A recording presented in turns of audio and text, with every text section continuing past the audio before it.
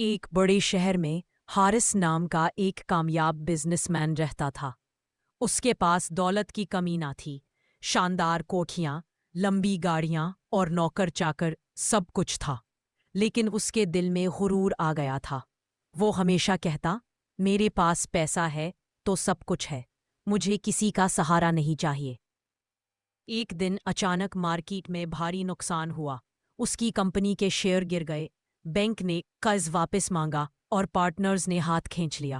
جو لوگ کل تک اس کے قدموں میں بیٹھے رہتے تھے، آج راستہ بدل کر گزرنے لگے۔ کچھ ہی دنوں میں وہ بزنس مین جو بڑے بڑے ہوٹلوں میں کھاتا تھا، ایک چھوٹے سے کمرے میں مقروض اور اکیلا رہ گیا۔ وہ دن میں مزدوری ڈھونڈتا اور شام کو اپنے ماضی کو یاد کر کے افسوس کرتا۔ ایک رات جب وہ بھوکا سو رہا تھا تو اسے احساس ہوا کہ اصل دولت پہلے مزدوری ڈھونڈتا اور شام کو اپنے ماضی کو یاد کر کے افسوس کرتا۔ ایک رات جب وہ بھوکا سو رہا تھا تو اسے احساس ہوا کہ اصل دولت پیسہ نہیں بلکہ عاجزی، ایمان اور دوسروں کے ساتھ بھلائی ہے۔